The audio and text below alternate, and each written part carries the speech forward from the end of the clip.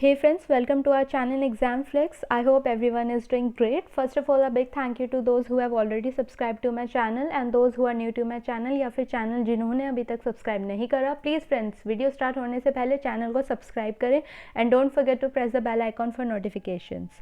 तो आज का जो हमारा टॉपिक है that is idiom and phrases. तो ईडियम एंड फ्रेजेस में हम आज का जो फर्स्ट लेकर आए हैं idiom that is backstairs gossip, जिसका मतलब होता है टॉक अमंग सर्वेंट्स या फिर अनफेयर टॉक्स.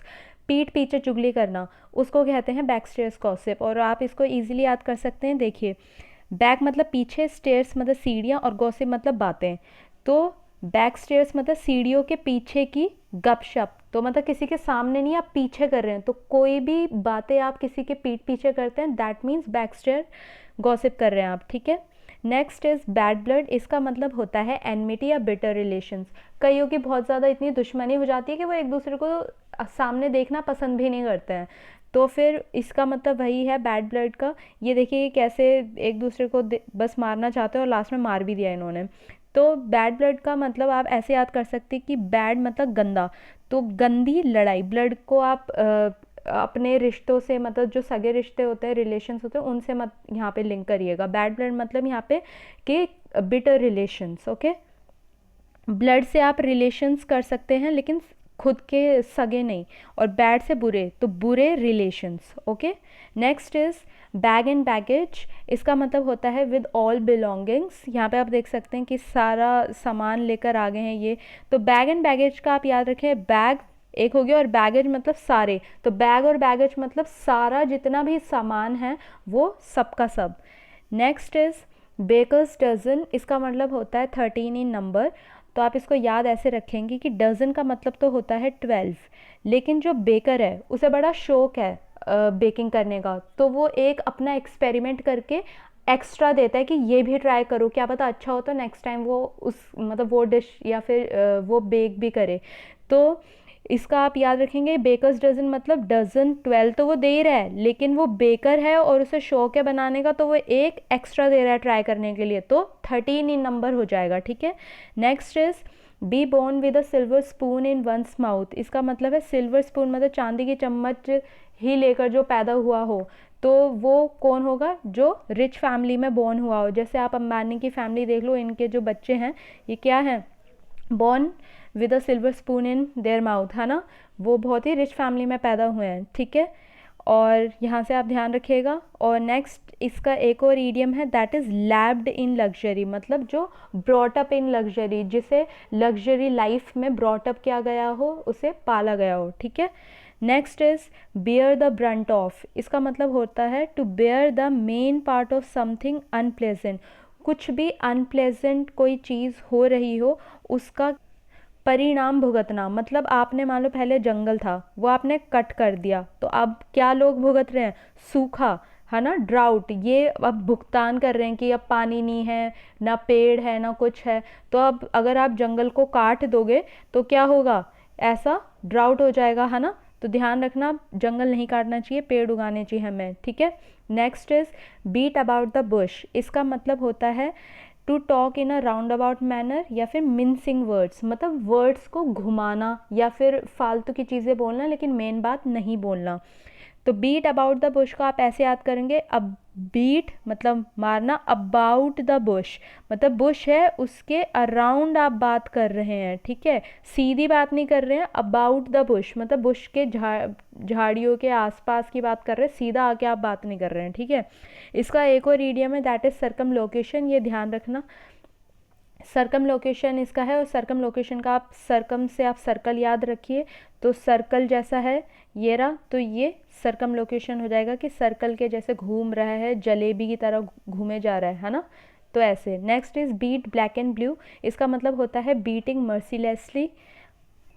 और यहाँ पे आप इसको लिंक कर सकते हैं कि देखो, बीट मतलब मारना और ब्लैक एंड ब्लू मतलब ऐसा मारा कि काला और नीला कर दिया. तो देखिए ये बॉक्सिंग मैच में था और इसकी आंख कैसे कर दी? ब्लैक एंड ब्लू कर, हल्की हल्की सी कर दी, है ना. और इसको बहुत ही कैसे मारा है? बहुत ही मर्सीलेसली मारा है, बहुत ही ज़्यादा अत्यधिक पिटाई करी है इसकी, है ना, बहुत ज़्यादा मारा है. नेक्स्ट इज बीट हॉलो, इसका मतलब होता है to defeat thoroughly and convincingly. इसका मतलब होता है कि काफ़ी आसानी एवं बुरी तरह से पराजित करना। मतलब कोई है, उसको आराम से हरा दिया, आसानी से हरा दिया, लेकिन बुरी तरीके से उसकी बहुत पिटाई करी। तो ये देखिए, ये बजरंग पुनिया है, इन्होंने कैसे इसको हरा दिया और अपने इंडिया का झंडा फहराया फिर, है ना, जीत के। तो बीट होलो से आप कैसे याद रखेंगे, देखो बीट मतलब मारना, होलो मतलब गड्ढा। इतना मारा कि गड्ढे में घुसा दिया आराम से, इतना मारा कि गड्ढे में घुसा दिया आराम से उसको, है ना। आसानी से ही तो घुसाया होगा, अगर नहीं होता तो वो कैसे घुसता उसमें, तो आसानी से घुसा दिया, ठीक है। तो next is bed of roses, इसका मतलब होता है प्लेजेंट सिचुएशन ऑफ कंफर्ट, मतलब आनंद से भरपूर। तो ऐसी लाइफ जो आप आनंद से भरपूर हो। और रोजेस, देखो रोजेस तो अच्छे होते हैं, रोजेस कंफर्ट देते हैं, है ना। तो रोजेस से आप याद रखिएगा कि कंफर्ट, ठीक है। और बेड से आप, बेड ऑफ रोजेस मतलब ऐसा बेड जो कंफर्ट दे रहा है। तो ये देखिए, आराम से ये टीवी देख रहा है पॉपकॉर्न खाते हुए, है ना। तो bed of roses means comfort life. Next is bed of thorns, अब थॉर्न्स कांटे लग गए तो एक्सट्रीम डिफ़िकल्टी, है ना। आप अगर आपके बेड पे कांटे लगा दिए जाएं तो क्या आप उन पे लेट पाएंगे, नहीं। यही देखिए कितना परेशान हो गया, है ना, इसके लिए बहुत दिक्कत की बात हो गई। तो कोई भी ऐसी सिचुएशन जो बहुत ही ज़्यादा डिफ़िकल्टी हो, बहुत ही ज़्यादा दुख एवं तकलीफ़ से भरपूर हो, उसे हम कहेंगे बेड ऑफ थॉर्न्स। और ये भी देखिए, ये क्या ट्राई कर रहे हैं, ये एक स्ट्रिंग पे चढ़ रहे हैं, तो ये भी बहुत डिफ़िकल्टी का, एक्सट्रीम डिफ़िकल्ट काम है। अगर ये कहीं से भी गिरे, नीचे गिरेंगे सीधा। तो नेक्स्ट इज़ बेगार डिस्क्रिप्शन। अब यहाँ पे इसका मतलब ये नहीं है कि हमने भिखारी की ही बात करी है, यहाँ पे मतलब है कि बेगार, जो बेगर होता है उसका डिस्क्रिप्शन, भिखारी जो होता है उस जैसा। तो भिखारी कैसा होता है, ना उसके पास रहने का कुछ होता है, ना ढंग के कपड़े होते हैं, ना खाने का कुछ होता है, ना सोने की जगह, कहीं पे भी बाहर ही सोना पड़ता है। तो a person with no resources, जिसके पास कोई भी रिसोर्स ना हो, उसे हम कहेंगे क्या, बेगार डिस्क्रिप्शन, मतलब अवर्णीय, ठीक है। और ये देखिए, बाहर ही सो रहा है पर्सन, तो बेगर डिस्क्रिप्शन मतलब वो पर्सन जो, जिसके पास कोई भी रिसोर्सेस ना हो। Next is bell the cat, इसका मतलब होता है टेकिंग फर्स्ट स्टेप, पहला कदम उठाना, एट पर्सनल रिस्क, मतलब जोखिम उठाना, है ना। तो ये देखिए, ये चूहा है ना, टॉम है, ये सारे बैठे हैं इसके फ्रेंड्स, और ये घंटी बजाने की सोच रहा है। तो ये क्या कर रहा है, ये पर्सनल रिस्क ले रहा है ना, अपना जोखिम उठा रहा है ये बिल्ली को बुलाने के लिए, क्योंकि जैसे ये बजाएगा बिल्ली आ जाएगी, है ना। तो नेक्स्ट इज इसका एक क्वेश्चन भी आया हुआ है एग्जाम में, तो आप मुझे बताइए इसमें से क्या होगा आंसर। बेल द कैट का deprived of basic fundamental rights, मतलब जो आपके फंडामेंटल राइट्स हैं उनसे आप, उनका हक आपको नहीं देना। Next is to undertake a risky और इम्पॉसिबल टास्क, मतलब रिस्क या इम्पॉसिबल टास्क उठाना या लेना। To behave cruelly with cat, या फिर कैट के साथ बहुत ही रूडली या फिर बहुत ही बुरी तरीके से पेश आना, या फिर लव समवन्स कैट, किसी और की कैट को प्यार करना। तो क्या होगा इसका आंसर बताइए। इसका आंसर है टू अंडरटेक अ रिस्की और इम्पॉसिबल टास्क, है ना। मैंने क्या बताया था, जोखिम उठाना, तो जोखिम उठाने की बात तो यहीं पे कर रहे हैं, तो ये इसका आंसर होगा। तो ऐसे ही आपके पेपर में ऑप्शंस के साथ में क्वेश्चन आएगा, ठीक है। Next is between the devil and the deep sea, मतलब एक साइड तो है डेविल और एक साइड है गहरी सी, और ये पर्सन बीच में खड़ा है, जाए तो जाए कहाँ बेचारा। दोनों तरफ क्या है इसके, डिफ़िकल्ट सिचुएशन है, या फिर हम कह सकते हैं बिटवीन टू डिफ़िकल्ट सिचुएशन, या फिर बिटवीन डेंजर्स, है ना। या तो दो खतरों के ही तो बीच में ये कहीं नहीं जा सकता। तो जब भी कोई दो ऐसी गंभीर परेशानियां आ जाती हैं, उनके बीच जब आप खड़े रहते हो, तब कहते हैं हम इस ईडियम को कि between the devil and the deep sea. और बहुत आसान है कि देखो, डेविल है एक तरफ और एक तरफ डीप सी, तो बीच में बेचारा फंस गया ना, उसके लिए तो बहुत परेशानी वाली स्थिति हो गई है। नेक्स्ट इज इसका एक और मतलब ईडियम होता है on the horns of a dilemma. Dilemma का मतलब होता है दुख। तो आप ये देखिए, ये हॉर्न्स है, ठीक है, और और ये किसके हैं, दुख के हैं, और आप बीच में खड़े हैं यहाँ पे, ठीक है, और ये दुख है। तो दो दुख वाली सिचुएशन के बीच में आप खड़े हो, तो आपके लिए वो डिफ़िकल्ट सिचुएशन ही होगी। तो आप यहाँ से ध्यान रखिएगा इस चीज़ को, ठीक है। Next is big gun. Big gun मतलब होता है, यहाँ पे बड़ी गन की बात नहीं गई है, AK-47 की बात नहीं की गई है, यहाँ पे बात की गई है बिग गन, मतलब इन्फ्लुएंशियल पर्सन, मतलब वो पर्सन जो बहुत ही ज़्यादा इन्फ्लुएंशियल है, ऊंची पहुंच वाला व्यक्ति, जिसकी पहुंच बहुत ऊंची हो, ठीक है, वो। जैसे एल्बर्ट आइंस्टाइन थे, ये बहुत इन्फ्लुएंशियल पर्सन है। या फिर APJ अब्दुल कलाम की बात करें हम, तो ये बिग गन है। और एक और फ्रेंड्स, इनको बिग गन तो बोलते ही हैं, साथ में इनको बोलते हैं बिग शॉट। ये भी इसका एक और सेम मीडियम हो जाएगा, ठीक है, आप इसको ध्यान रखिएगा, big gun and big shot. Okay, next is bird of passage. इसका मतलब होता है वन हु कम्स ओकेजनली, जो कभी कभी आता है। ओकेजनली मतलब कभी कभी। हम कहते हैं ना ये ओकेजन है, तो ओकेजन हर दिन तो होता नहीं है, कभी कभी होता है, ठीक है। तो ऐसे ही बर्ड ऑफ पैसेज से आप याद रखिएगा कि पैसेज मतलब रास्ता, और बर्ड ऑफ पैसेज मतलब वो बर्ड जो रास्ते पे कभी कभी आती है, ठीक है, और यदा कदा आने वाला। तो आप इसको ऐसे याद रख सकते हैं कि देखो, आप इसको बर्ड से रिलेट करिए। जो ग्रेटर फ्लैमिंगो है, ये क्या करती है, ये एशिया में कोल्डर टाइम्स के टाइम पे जब ठंड बहुत हो जाती है, तो ये माइग्रेट होकर आती है वार्मर क्लाइमेट्स जिन कंट्रीज़ का होता है। और ये तभी आती हैं जब जहाँ पे ये रह रही होती है वहाँ पे वेदर बहुत ज़्यादा गंदा हो जाता है, बहुत ज़्यादा बैड हो जाता है, मतलब ये लोग सह नहीं पाते, तभी ये वार्मर क्लाइमेट्स में वाली कंट्रीज़ में आ पाते हैं, वरना अदरवाइज़ ये वहीं पे रहते हैं अगर ये सहन कर सकते हैं उतनी ठंड, ठीक है। तो बर्ड ऑफ पैसेज मतलब कि वो बर्ड जो रास्ता ढूंढते ढूंढते माइग्रेट हो जाती है, तो मतलब वन हु कम्स ओकेजनली, सिर्फ कभी कभार आने वाली, ठीक है, कभी कभार आने वाला मतलब या फिर होने वाली चीज़, ठीक है, यदा कदा होने वाला। बर्ड्स आई व्यू मतलब होता है ओवरव्यू, ठीक है, इसका मतलब होता है सरसरी निगाह, या फिर आप इसको ऐसे भी यूज़ कर सकते हैं कि अ जनरल व्यू होता है ये। मतलब जैसे आपको कोई मान लो कोई समराइज़ करने का तरीका होता है ये, जैसे कोई चैप्टर है उसको अगर हम बोले कि आपका बर्ड्स आई व्यू क्या है, मतलब ओवरव्यू क्या है इस चैप्टर को लेके, इस लेसन को लेके क्या है, आप क्या समझते हैं इससे, आपने क्या समझा, तो उस चीज़ को हम कहते हैं ओवरव्यू, ठीक है।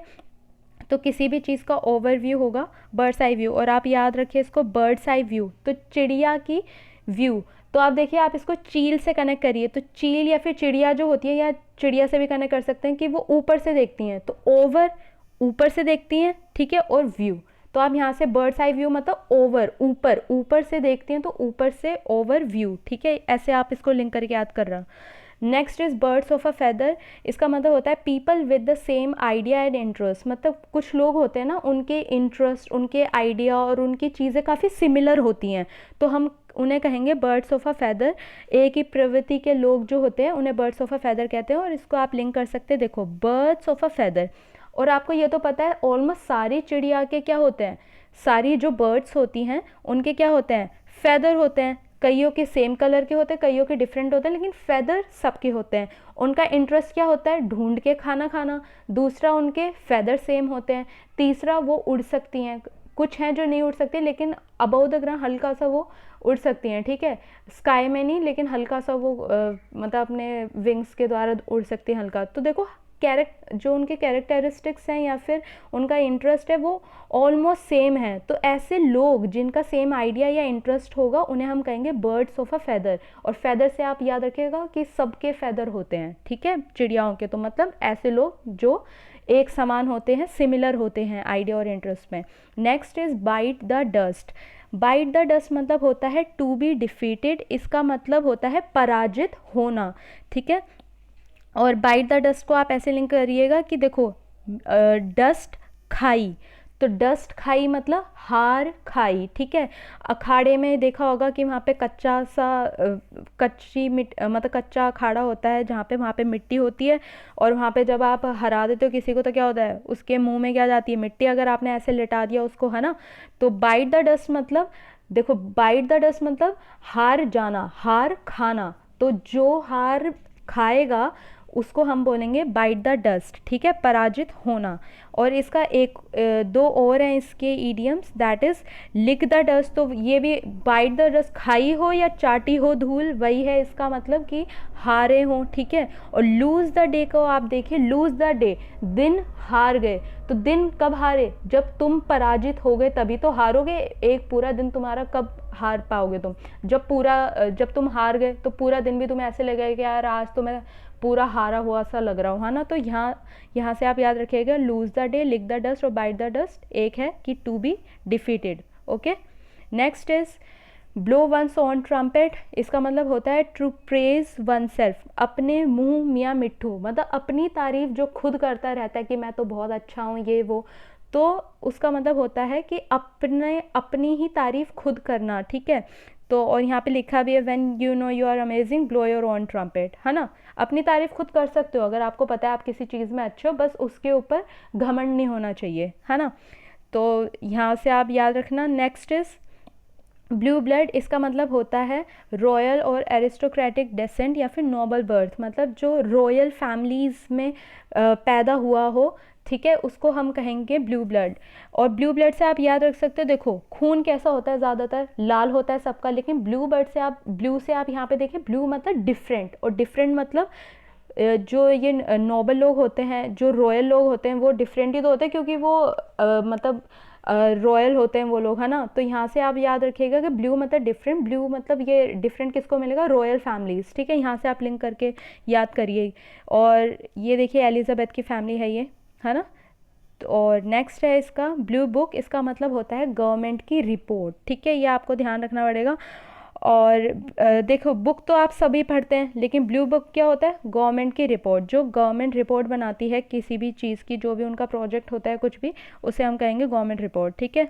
Next is body and soul, देखिए जहाँ पे आपको ज़रूरत हो आपकी बॉडी और सोल की, जैसे आप मेडिटेशन करते हैं तो वहाँ पे बॉडी माइंड एंड सोल तीनों ही चाहिए होता है, तभी आप ध्यान लगा सकते हैं। तो इसका मतलब होता है एंटायरली, मतलब पूरी तरह, ठीक है, पूर्णतया या फिर पूरी तरह से। तो पूरी तरह से आप ध्यान तभी लगा सकते हैं जब आपका शरीर और सोल एक साथ हों, ठीक है।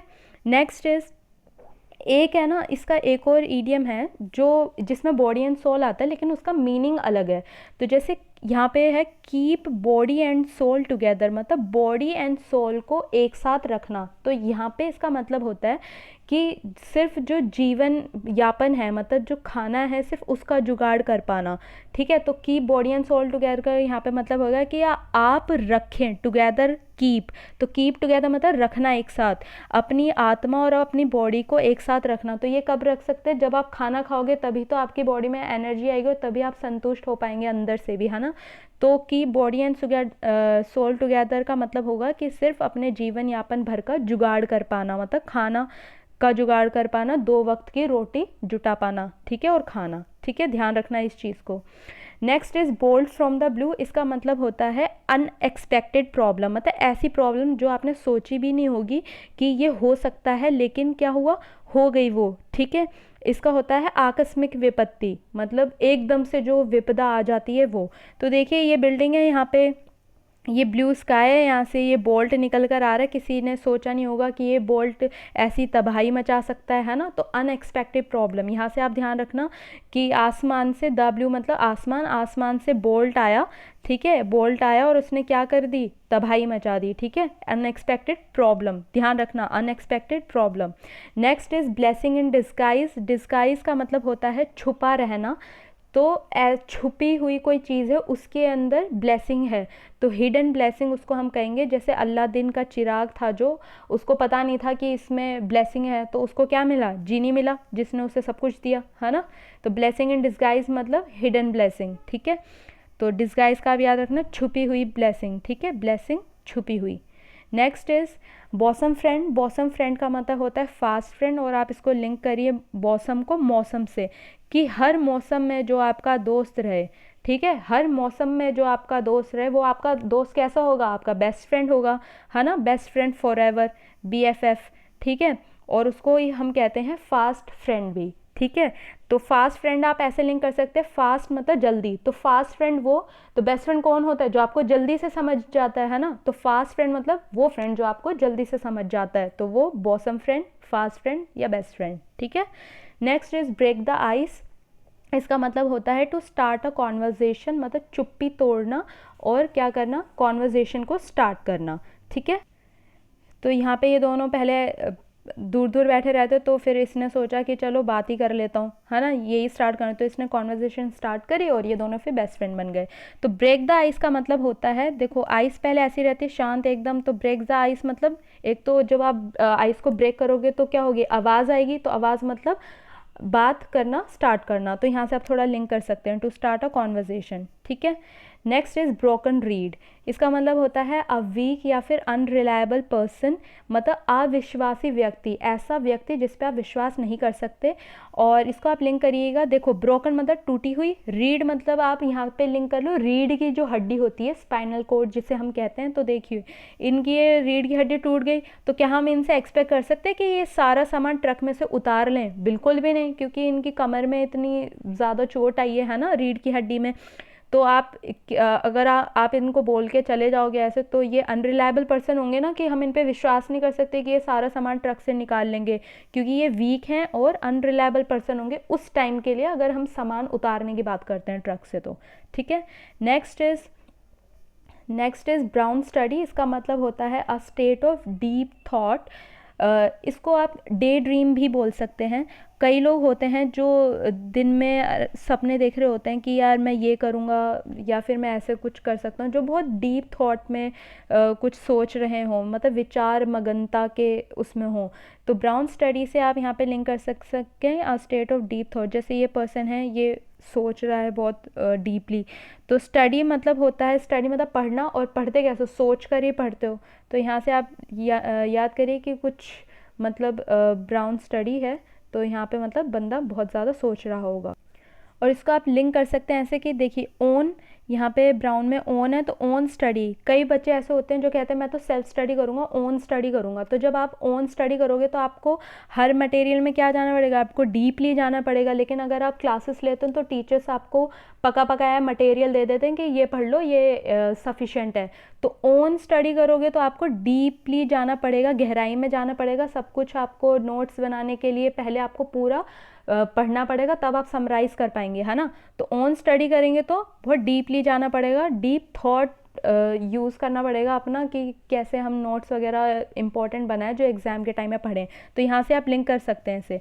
Next is burn the candle at both hands. बहुत ही अच्छा है, ये एग्जाम में पूछा जा चुका है। इसका मतलब होता है टू वेस्ट मनी, मतलब पैसा फिजूल खर्च करना। और देखिए आप अगर आप कैंडल को दोनों साइड से जलाएंगे, है ना, तो जल्दी ख़त्म हो जाएगी और कोई ज़रूरत है नहीं दोनों साइड से जलाने की। लेकिन अगर आप दोनों साइड से जलाएंगे तो जल्दी ख़त्म हो जाएगी। तो उससे क्या हो रहा है, आपका पैसा खर्च हो रहा है ना, फालतू का पैसा ही तो ज़ाया हो रहा है। क्योंकि अगर मान लो 50 रुपीज़ की कैंडल है ना, बड़ी कैंडल थी 50 रुपीज़ की है, तो ये जल्दी ख़त्म हो गई, तो एक ही वन डे में ख़त्म हो गई, तो आपका पैसा वेस्ट हो गया, बल्कि आराम से 10-15 दिन चलती, है ना। और इसका एक और ईडियम है, that is play ducks and drakes, ये इसका है। और इसका ना एक वर्ड भी है स्पेंडथ्रिफ्ट, ये मैंने काफ़ी बार रिपीट किया है। स्पेंडथ्रिफ्ट इसका मतलब होता है फिजूल खर्च करना, ठीक है। और प्ले डक्स एंड ड्रेक्स याद रखना है इसका, ठीक है। और इतना ही आज की वीडियो के लिए, थैंक्स फॉर वॉचिंग। और अपने फ्रेंड्स के साथ इसको ज़रूर शेयर करना। और अब वीडियो के एंड में लाइक करना ना भूलें, और सब्सक्राइब ज़रूर करना अगर नहीं करा है तो। Thanks and have a nice day.